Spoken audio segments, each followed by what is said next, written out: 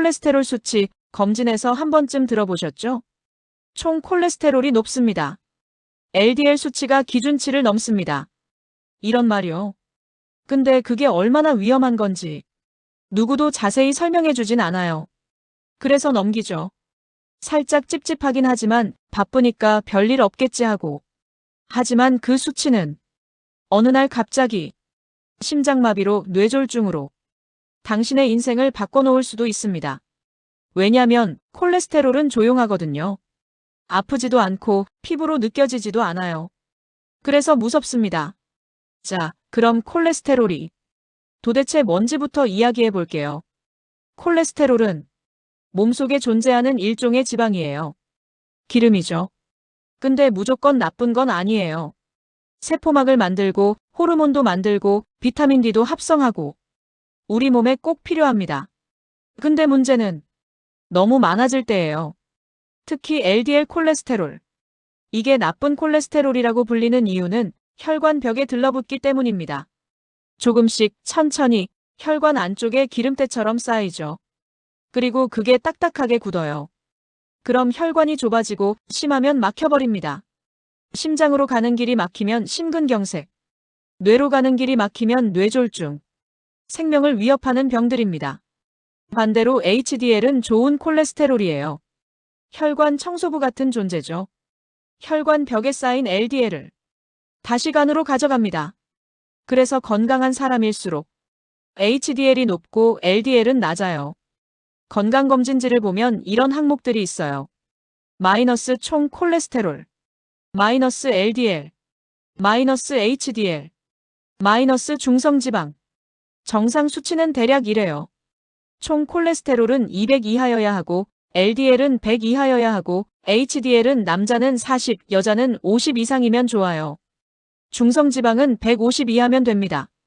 근데요, 이 수치들이 나쁘다고 해서 몸에 바로 신호가 오는 건 아닙니다. 그래서 더 무섭죠. 몸은 조용한데 속에서는 문제가 자라고 있으니까요. 그래서 나온 말이 고지혈증이에요. 혈액 속 지방이 많아지는 병. 혈관이 좁아지고 피가 끈적해지고 순환이 안 되기 시작합니다. 처음엔 아무렇지 않아요. 하지만 어느 날 갑자기 증상은 찾아옵니다. 왜 나한테 이런 일이? 그때서야 후회하죠. 그렇다면 왜 콜레스테롤 수치가 높아지는 걸까요? 첫 번째, 먹는 겁니다. 기름진 고기, 튀김, 치즈, 햄, 마가린. 이런 음식들을 자주 먹으면 콜레스테롤이 점점 쌓이죠.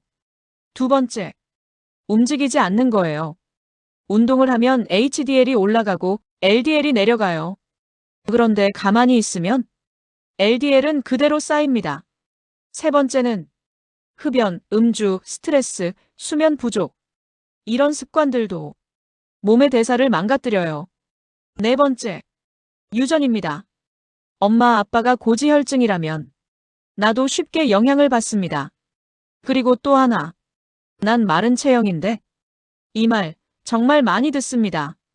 근데요, 콜레스테롤은 체형하고 크게 상관없어요. 마른 사람도 고지혈증 걸립니다.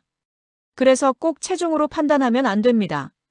건강은 겉이 아니라 속에서부터 관리해야 하니까요. 지금 이 순간 당신의 혈관은 어떤 상태일까요? 검진지를 다시 꺼내보세요. 총 콜레스테롤, LDL, HDL, 중성지방. 당신의 수치를 한번 정확히 들여다보세요. 그리고 지금부터 이걸 어떻게 관리할 수 있을지 하나하나 살펴볼 겁니다. 식단을 바꾸고 생활을 조절하고 운동을 더하고 필요하면 약도 고민해봐야죠. 그게 당신의 심장을 지키는 가장 현실적인 방법입니다. 콜레스테롤 수치를 낮추기 위해 가장 먼저 손봐야 할 건 운동도 약도 아닌 식습관이에요. 우리가 매일 먹는 것들이 혈관을 맑게도 하고 기름지게도 하니까요. 이제부터는 어떤 음식을 피해야 하고 어떤 음식을 더 자주 먹어야 하는지 차근차근 이야기해 볼게요. 먼저 피해야 할 것들부터요. 기름진 고기는 좀 줄이는 게 좋아요. 삼겹살이나 치즈, 크림, 버터처럼 기름이 많은 음식들은 혈관에 기름때처럼 쌓이기 쉬워요. 특히 붉은 고기와 동물성 지방은 몸 안에서 나쁜 콜레스테롤을 빠르게 올립니다.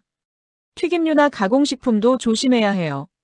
과자나 냉동식품, 마가린이 들어간 빵처럼 입에 잘 붙는 음식들엔 몸에 해로운 기름이 숨어 있어요. 이런 기름은 혈관을 망가뜨리는 데다 좋은 콜레스테롤마저 낮춰버려요. 단 음식도 마냥 먹으면 안 되죠. 달달한 음료, 케이크, 떡, 빵, 그리고 흰쌀밥이나 흰 밀가루 음식처럼 정제된 탄수화물은 지나치게 먹으면 간에서 콜레스테롤을 더 만들어내게 됩니다. 피 속의 중성지방 수치도 올라가죠. 그럼 이제 몸에 좋은 음식들을 한번 볼게요. 먼저 생각나는 건 기름이지만 몸에 좋은 기름도 있어요. 들기름이나 참기름, 올리브유처럼 식물에서 짜낸 기름은 혈관을 막는 대신 기름때를 부드럽게 씻어내는 느낌이에요. 등푸른 생선도 정말 좋아요. 고등어나 연어처럼 기름이 많은 생선엔 오메가3 라는 성분이 들어있는데 이게 혈관 건강에 참 유익하거든요. 중성지방을 줄이고 혈액도 맑게 해줍니다. 식이섬유가 풍부한 음식도 꼭 챙겨야 해요. 귀리나 보리, 사과, 브로콜리 같은 음식은 먹고 나서도 포만감이 오래가고 장도 편안하게 만들어줘요. 귀리엔 베타글루칸이라는 성분이 있어서 혈중 콜레스테롤을 낮춰주는 데 도움이 됩니다. 생마늘이나 양파, 녹차 같은 음식들도 몸속에서 산화되는 걸 막아주는 작용을 해요. 혈관 벽이 상하지 않도록 지켜주는 거죠. 이쯤에서 하루 식단을 어떻게 구성하면 좋을지도 간단히 얘기해 볼게요. 아침엔 귀리 오트밀에 바나나나 블루베리 몇 알, 무가당 두유나 따뜻한 녹차 한 잔. 이런 구성으로 시작하면 좋아요. 점심은 현미밥에 생선구이나 닭가슴살, 데친 채소에 참기름 살짝. 국은 되도록 맑게, 짜지 않게. 저녁은 보리밥에 두부나 청국장, 살짝 묻힌 나물이나 불에 살짝 익힌 채소 위주로요. 과일은 저녁 늦지 않게 드시고요. 이게 너무 어렵게 느껴진다면 지중해식 식단을 참고해보는 것도 좋아요. 채소와 과일을 많이 먹고 통곡물, 견과류, 생선 위주로 구성돼요. 특별한 건 없지만 오래 유지할 수 있다는 점에서 강점이 있어요. 장 볼 때 팁도 하나 드릴게요. 제품 뒷면을 살펴보세요. 성분표에 부분경화유, 쇼트닝, 트랜스지방 이런 단어가 보이면 한 번쯤 다시 생각해보세요. 트랜스지방은 아예 없다고 써 있어도 0.5지 미만이면 영지유로 표기되거든요. 외식할 땐 양념이 과하지 않은 구이나 찜 위주로, 국물은 남기고 드레싱은 따로 받아서 양을 줄이는 식으로요. 소스보다 재료 본연의 맛을 즐기는 습관도 몸에 좋은 선택이 될 수 있어요. 간식은 견과류나 방울토마토, 무가당 요거트처럼 작지만 똑똑한 음식으로 바꿔보세요. 물도 자주 드세요. 콜레스테롤이 대사되는데 물도 꽤 중요한 역할을 하거든요. 커피를 마실 땐 설탕이나 크림 없이 가볍게 블랙으로 마시는 습관이 생각보다 큰 도움이 될 수 있어요. 콜레스테롤을 낮추는 식단은 특별하거나 화려할 필요가 없어요. 매일 반복할 수 있고 몸이 편안하게 받아들이는 식사면 충분합니다. 극단적인 식단보다는 내가 꾸준히 지킬 수 있는 방식으로 하나씩 바꿔나가는 게 좋아요. 아침 한 끼를 바꾸는 것부터 기름을 식물성으로 바꾸는 것, 배달 음식 주문을 한번 참아보는 것. 그렇게 한 달, 두 달이 쌓이면 검진표의 숫자가 달라지기 시작할 거예요. 몸이 먼저 느낄 거예요. 덜 더부룩하고, 덜 무겁고, 기분이 가볍고, 잠도 더 잘 오고. 그건 당신이 잘 먹고 있다는 신호일지도 모릅니다. 음식으로 콜레스테롤을 관리하는 것도 중요하지만 그 다음으로 꼭 필요한 게 있어요. 바로 운동입니다. 운동을 하면 좋은 점이 참 많지만 콜레스테롤 수치와 직접적으로 연결된 효과도 확실하거든요. 특히 운동은 좋은 콜레스테롤인 HDL 수치를 자연스럽게 올려주는 거의 유일한 방법이에요. 약이나 음식만으로는 HDL을 올리기 쉽지 않지만 몸을 움직이면 바뀌어요. 반대로 운동을 전혀 하지 않으면 몸 안에 지방이 점점 쌓이고 나쁜 콜레스테롤은 점점 높아지게 됩니다.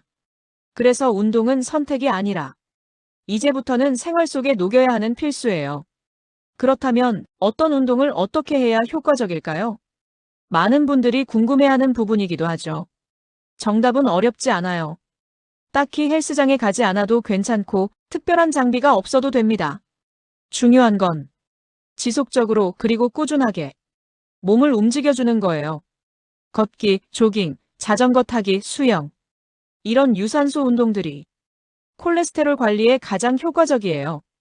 걷기를 예로 들면 가볍게 걷는 산책보다는 약간 숨이 차고 땀이 살짝 날 정도의 빠른 걸음이 좋아요.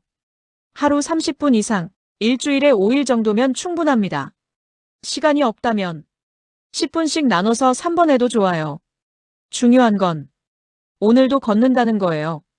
어제 쉬었더라도 오늘 다시 걷는 겁니다. 운동은 하루 이틀로 수치가 확 바뀌진 않지만 3주, 4주만 지나도 몸에서 반응이 와요. 숨이 덜 차고 몸이 가볍고 잠이 잘 오고 식욕도 안정돼요. 운동을 처음 시작할 땐 욕심내지 마세요. 과하게 달리거나 무리하게 땀을 쏟는 것보다 지속 가능한 속도로 내 몸이 좋아하는 만큼만 움직이는 게 좋아요. 집안에서도 할 수 있는 방법은 많아요. 계단 오르내리기, 실내 자전거, 스트레칭, 그리고 유튜브 영상 따라하기. 중요한 건 내가 매일 할 수 있느냐예요. 특히 앉아있는 시간이 많은 분들, 책상에 오래 앉아 일하거나 하루 종일 운전을 하는 분들은 몸이 굳기 쉬워요. 앉은 상태에서 간단한 다리 운동이나 팔 돌리기, 목 스트레칭만 해줘도 혈액순환이 개선됩니다. 운동은 혈관에도 영향을 줘요. 단단하고 좁아진 혈관이 조금씩 유연해지고 혈액이 더 원활하게 흐르게 됩니다. 몸 전체가 깨어나는 느낌이 들죠. 운동이 습관이 되면 먹는 것도 달라집니다. 몸을 움직이고 나면 자연스럽게 기름진 음식을 피하게 되고 물을 더 찾게 되고 잠도 잘 자게 돼요. 이 모든 변화가 콜레스테롤 수치와 연결됩니다. 가끔 이런 질문을 받아요. 운동 평생 해야 하나요? 그렇다면 이렇게 대답하고 싶어요. 평생 한다고 생각하면 부담스럽지만 오늘 하루 내가 내 몸을 위해 무언가 하나 해줬다는 게 중요하다고요. 지금 걷고 있는 그 한 걸음이 미래의 나를 바꿔줄 거예요. 누구를 위해서도 아닌 내 심장을 위해서, 내 혈관을 위해서, 그리고 내가 더 오래 내 삶을 살아가기 위해서요. 콜레스테롤 수치를 바꾸는 운동. 지금부터 천천히 시작해도 늦지 않습니다. 식습관을 바꾸고 운동도 조금씩 시작했다면 이제는 일상의 습관들을 돌아볼 차례예요. 사실 콜레스테롤 수치에 영향을 주는 건 우리가 자주 하는 아주 사소한 행동들이거든요. 아무렇지 않게 마시는 술 한 잔, 늘 피우던 담배 한 개비, 매일 조금씩 밀리는 잠, 그리고 반복되는 스트레스. 이런 것들이 조용히, 천천히 우리 몸속 균형을 무너뜨립니다. 먼저 담배 얘기부터 해볼게요. 흡연은 좋은 콜레스테롤을 빠르게 낮춥니다. 혈관벽을 손상시키고 혈소판을 끈적이게 만들죠. 그 결과 혈관이 더 잘 막히게 되고 심장과 뇌로 가는 길이 좁아지기 시작해요. 담배를 피우는 사람과 피우지 않는 사람 사이엔 콜레스테롤 수치뿐 아니라 심혈관 질환 발생률도 뚜렷하게 차이가 납니다. 그래서 콜레스테롤 수치가 높다면 금연은 선택이 아니라 진짜 시작점이에요. 하루아침에 끊기 어렵다면 하루 2개비 줄이는 것부터 그 한 걸음이 혈관의 방향을 바꿔줍니다. 이제 술에 대한 이야기로 넘어가 볼게요. 적당한 음주는 괜찮다고 말하는 사람도 있지만 실제로는 개인 차이가 커요. 간 기능이 약한 사람, 지질 대사가 잘 안 되는 체질은 소량의 음주만으로도 중성지방이 확 올라갈 수 있어요. 특히 단술, 소주에 섞인 탄산음료, 고기와 함께 마시는 술자리. 이런 것들이 반복되면 몸 안은 천천히 망가져갑니다. 술을 완전히 끊기 어렵다면 마시는 횟수를 줄이고 양을 반으로 줄이는 시도부터 해보세요. 콜레스테롤 수치가 높아지는 원인 중엔 잠도 있어요. 수면이 부족하면 몸은 스트레스를 받게 되고 그 스트레스는 코르티솔이라는 호르몬을 늘려요. 이 호르몬은 혈당도 올리고 지방 합성도 자극하죠. 그 결과 콜레스테롤과 중성지방이 함께 올라갑니다. 특히 수면이 들쑥날쑥하면 더 안 좋아요. 밤늦게까지 스마트폰을 보거나 자기 전까지 일에 매달리는 습관, 몸이 긴장된 채로 잠드는 루틴. 이런 생활을 반복하면 몸은 쉬지 못하고 그 피로는 고스란히 수치로 드러납니다. 가장 좋은 건 정해진 시간에 자고 정해진 시간에 일어나는 거예요. 숙면을 위해선 잠들기 1시간 전 조명을 조금 낮추고 화면은 멀리하고 마음을 조금씩 정리하는 루틴을 만들어 보세요. 마지막은 스트레스입니다. 스트레스는 콜레스테롤을 직접 높입니다. 마음의 긴장이 몸의 염증 반응을 키우고 간에서 콜레스테롤을 더 만들어내도록 자극하죠. 게다가 스트레스를 받을 때 우리는 더 달고 짜고 자극적인 음식을 찾게 됩니다.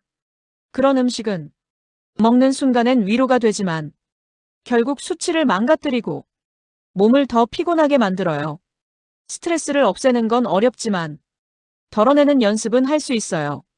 하루에 단 10분이라도 조용히 눈을 감고 숨을 쉬거나 가볍게 걷거나 내가 좋아하는 걸 잠시 떠올리는 시간. 이건 사치가 아니라 몸이 필요로 하는 진짜 휴식입니다. 콜레스테롤 수치가 높다는 건 몸이 지금 좀 쉬고 싶다는 말일 수도 있어요. 괜찮아. 이제 좀 쉬어도 돼.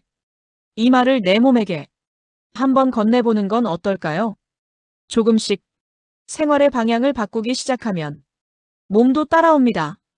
힘을 너무 주지 않아도 괜찮아요. 무너지지 않고 버티기만 해도 몸은 고맙다고 말해줄 거예요. 식단도 바꾸고 운동도 꾸준히 하고 생활 습관까지 조절해봤는데도 검진 결과가 여전히 좋지 않다면 그 다음은 약을 생각해 볼 때예요. 약이라는 단어에 조금 긴장되는 분도 계실 거예요. 평생 먹어야 한다는 얘기도 들었고 부작용이 무섭다는 말도 들었으니까요. 하지만 콜레스테롤 수치가 정해진 기준을 넘어서고 이미 혈관 손상이 의심되거나 심혈관 질환 병력이 있다면 약물 치료는 오히려 가장 안전하고 빠른 선택일 수 있어요. 그럼 약은 언제부터 시작해야 할까요? 수치만으로 보면 LDL 콜레스테롤이 160을 넘거나 총 콜레스테롤이 240 이상이라면 약물 치료를 고려하는 게 일반적이에요. 하지만 단순한 수치만 보진 않아요. 흡연, 고혈압, 당뇨병, 가족력, 비만처럼 다른 위험 요소가 같이 있는지도 함께 판단해야 해요. 예를 들어 LDL이 130인데 고혈압이나 당뇨가 같이 있다면 약을 시작할 수도 있고요. 반대로 LDL이 160인데 다른 위험 요소가 전혀 없다면 먼저 식단과 운동으로 조절해볼 시간을 갖기도 해요. 모든 결정은 수치 하나만 보고 내리는 게 아니라 전체 몸 상태를 보고 의사와 충분히 상담해서 결정하는 거예요. 이제 약 종류에 대해 좀 더 얘기해 볼게요. 콜레스테롤 약하면 가장 먼저 떠오르는 게 스타틴이죠. 이 약은 간에서 콜레스테롤이 만들어지는 걸 차단해주는 역할을 해요. 스타틴은 LDL 수치를 가장 효과적으로 낮추는 약이에요. 심혈관 질환 예방 효과도 다양한 연구에서 꾸준히 입증돼 왔고요. 그래서 의사들이 콜레스테롤이 높다고 하면 가장 먼저 권하는 약이기도 해요. 물론 스타틴도 모든 사람에게 무조건 맞는 건 아니에요. 근육통이 생긴다거나 간 수치가 올라가는 경우도 있어서 약을 시작한 뒤엔 주기적인 검사와 경과 확인이 필요해요. 그럴 땐 용량을 조절하거나 다른 계열 약으로 바꾸기도 해요. 스타틴 외에도 여러 약이 있어요. 장에서 콜레스테롤 흡수를 막아주는 약, 중성지방을 낮추는 약, LDL을 강력하게 줄여주는 주사제도 있고요. 이런 약들은 각자의 몸 상태에 따라 단독으로 쓰이기도 하고 스타틴과 병용되기도 해요. 중요한 건 약이 무서운 게 아니라 몸의 상태를 방치하는 게 더 위험하다는 거예요. 약을 먹는다고 해서 모든 게 해결되는 것도 아니고 먹지 않는다고 해서 몸이 나아지는 것도 아니에요. 약은 내 몸이 혼자 해결하지 못하는 부분을 도와주는 도구일 뿐이에요. 의사가 약을 권할 때는 그만큼 위험이 눈앞까지 왔다는 뜻이고 그 약은 그저 당신의 삶을 지키기 위해 그 자리에 있는 겁니다. 처방을 받았다면 의심보다 신뢰를 조금 더 얹어주세요. 그러면서도 내 몸의 반응을 꾸준히 살펴보고 필요한 질문은 의사에게 직접 물어보는 게 좋아요. 언제까지 먹어야 하냐는 질문도 많이 들어요. 사람마다 달라요. 어떤 사람은 몇 달 만에 수치가 안정돼서 약을 줄이기도 하고 어떤 사람은 꾸준히 먹으면서 관리해야 하기도 해요. 그건 약이 아니라 몸이 결정하는 부분이에요. 약을 시작하게 되면 이제는 식단, 운동, 생활 습관까지 하나도 놓치지 않고 모두가 맞물려야 해요. 약은 그 모든 노력 위에 올라탄 보조장치니까요. 약을 먹는다고 마음이 느슨해지면 안 되고 약을 먹는다고 자신을 자책할 필요도 없어요. 약은 벌이 아니라 보호예요. 수치가 높다고 해서 나약한 게 아니고 약을 먹는다고 해서 내 몸이 진 게 아니에요. 지금까지 내 몸이 해온 일을 약이 잠시 도와주는 거예요. 그러니 걱정 말고 약을 시작할 땐 나를 위하는 선택으로 받아들이세요. 몸이 좋아지면 약은 언제든 조정할 수 있으니까요. 지금 중요한 건 조금이라도 더 건강하게 내 몸을 아끼는 방향으로 한 발자국 나아가는 거예요. 그걸 선택한 당신은 이미 잘하고 있는 거예요.